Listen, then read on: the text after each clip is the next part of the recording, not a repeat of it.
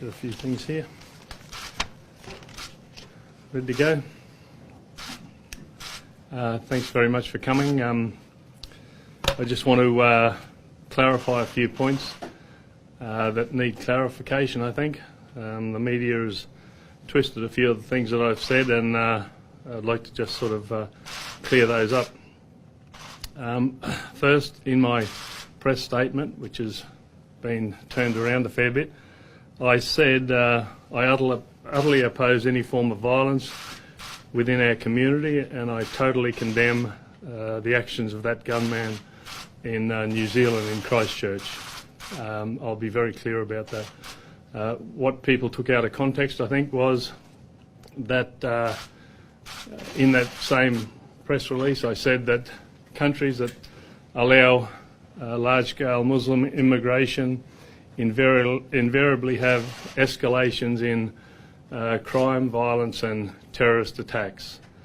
Now, as far as I'm concerned, that's just a statement of fact, and for some reason that's upset a lot of people, including Mr. Morrison. He said my statements were disgusting. I see nothing disgusting about stating facts. In this country, as far as I'm concerned, we have freedom of speech, or we should have, and if I make a statement of fact, then I shouldn't be condemned for it. The thing is that Mr. Morrison himself is a bit hypocritical. His government is funding the Palestinian Authority. He's also funding the Pakistanis. These people, both these governments are supporting terrorism on a large scale.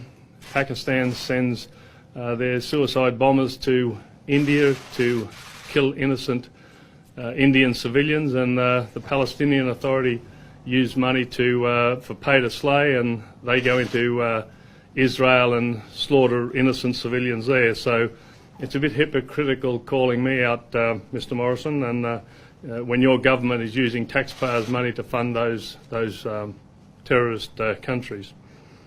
So at the same time that this was this tragedy was occurring in New Zealand, there were people in Nigeria, 20 Christians, pretty much on the same day, were slaughtered by Muslim terrorists. In the last 30 days, there's been 122 terrorist attacks by Muslims on innocent Christians and other civilians in 21 different countries, killing 859 people. There's been deafening silence from Mr. Morrison and from the media on those points. Yet he's over there hugging Muslim leaders and commiserating, which is fine. That's what we should be doing. But what about thinking about the other people who are being slaughtered on a industrial scale? I think that that needs to be highlighted, and I'd like to see the press highlighting the fact that these things are happening on a daily basis. My comment regarding the countries that allow large-scale Muslim immigration suffering terrorist attacks, that's a fact. We only have to look at the United Kingdom, at France, Belgium, Germany. These countries are under attack the whole time by Muslim extremists. So what I'm saying is that we should be stopping Muslim immigration. It's not good for this country, and all we're going to do is go straight down the same road as those other countries. In the last 45 years, successive Australian governments have been bringing these people into our country, stuffing their electorates so they can get votes, and they've never given the Australian people a say in who comes to this country. I brought a bill into Parliament a couple of months ago that would give the Australian people a say in not only how many people come to this country, but who comes to this country.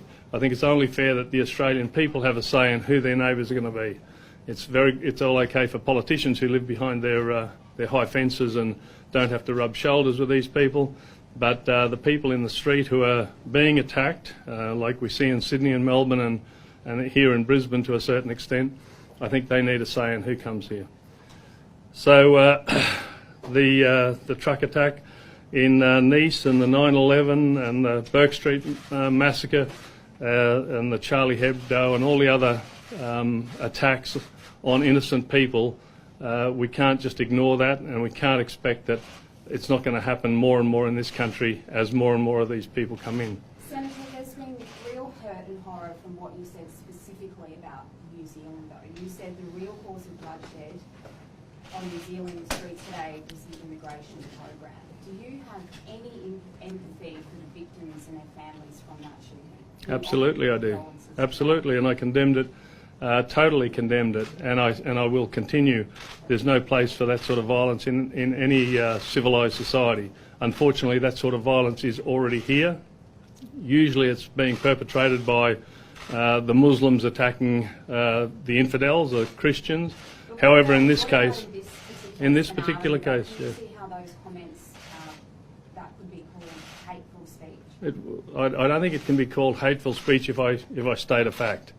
That's not hate speech, you know. I mean, everyone likes to label everything hate speech, but stating a fact is not hate speech. But you have to accept that this looks like victim shaming. It looks like you're shaming the victims. Yeah, well, whatever it looks like, all I'm saying is that I'm stating a fact. When you bring lots and lots of Muslims into a country, violence escalates, terrorist attack escalate. That's a fact. That's a fact. I mean, there's 52 countries in this world that used to be Christian, Hindu or Buddhist. They are now Islamic states. And the only thing that's happening to the Christians, the Hindus and the Buddhists is they're being slaughtered by those people. I don't think the average Australian person wants that to happen in our country, and I think it's a really good time to try and highlight the fact that this is the road we're going down. He's not Muslim. He's not Muslim. He shot Muslims. That's right.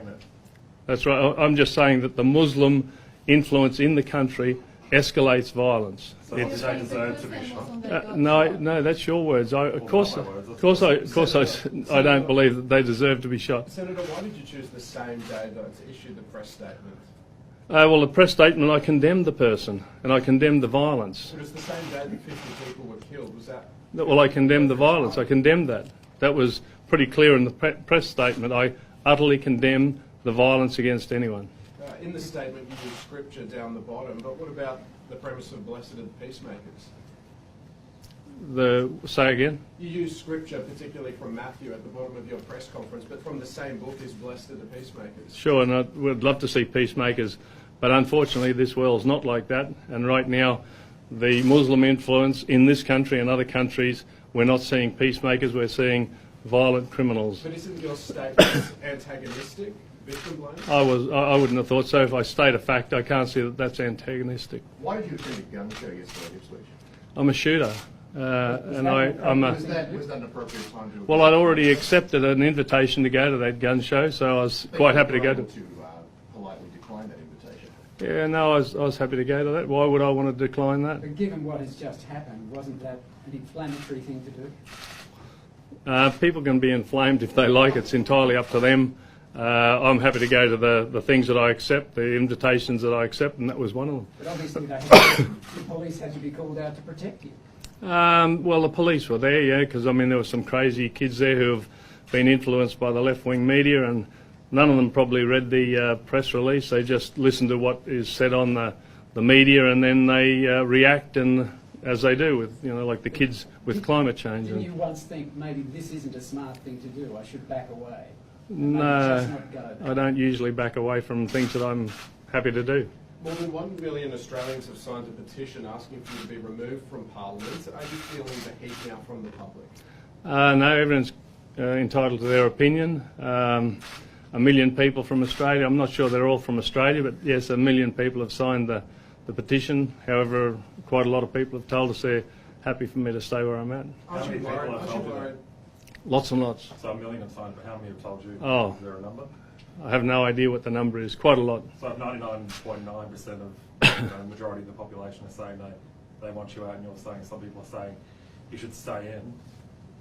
I'll let them decide at the ballot box. You know, that's a fair place to do it. You know, if they don't want me there, then they're happy. They can vote me out if they like. Aren't you worried, though, that your comments are going to incite further incidents, polarising people, further attacks? Aren't you worried that there's some dog whistling that's going on here? No, I think it's just highlighting the fact that when you have Muslim immigration, you have violence and you have crimes like this idiot's done the other day. and we don't need any of it, either from either side. So I'd much prefer to live in a safe society and not have to walk through bollards to go up the street and have to look over my shoulder like the poor people in Burke Street did. Young Zachary Bryant, for instance, the 3-month-old who's dead now, and Talia Haken, a 10-year-old. They'd much prefer to have a peaceful society, as we all would. Senator, children died in the shooting, those families, women who lost their husbands, children their fathers.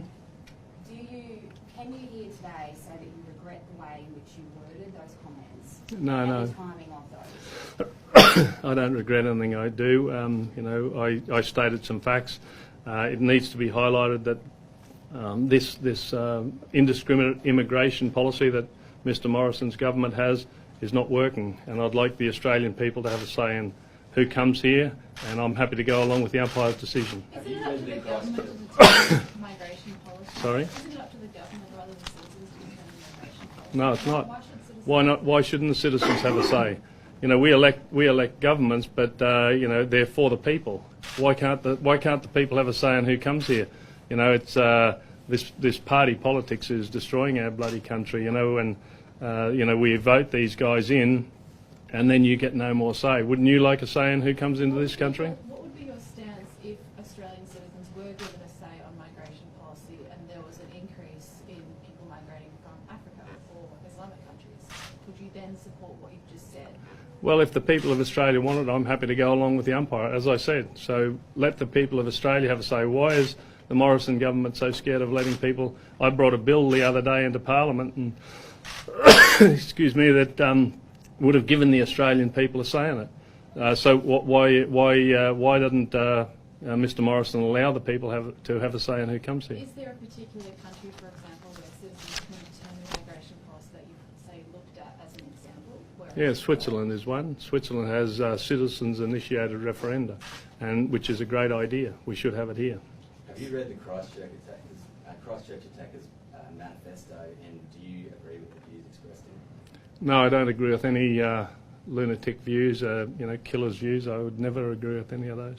What are your thoughts on parliamentary censure? Pardon? What are your thoughts on the parliament? I don't know. I hope it's not too painful. What's Mr Morrison going to give me a flogging with his lace hanky or something like that, is it? I'm not sure. Senator, you've been accused of being a political parasite that feeds off hate and prejudice. What's your response to that? People can have their opinion. As I said, I'm happy for people to have their opinion, and if they don't like what I said, that's fine. Then they're able to vote me out at the next election. Are you nervous about the Victorian police, the action they're still looking at in regards to the teenager that hit you with the egg? You mean for defending myself? That's what Australians do usually. If you're attacked, you defend yourself. As we saw in... over the top? Pardon? You didn't think you went over the top there? No, he got a slap across the face, which is what his mother should have given him long ago, because he's been misbehaving badly. So, when somebody cracks you in the back of the head, you react and defend yourself. First thought. And that, for years, is what Australians have been doing. Luckily, they did that in the trenches, and otherwise we'd be all speaking German now, probably. Senator, did your wife attend the event in Melbourne with you? No, she was here in Queensland. Did taxpayers pay for this trip? Oh, of course they did. Thank you very much for that. Thank you.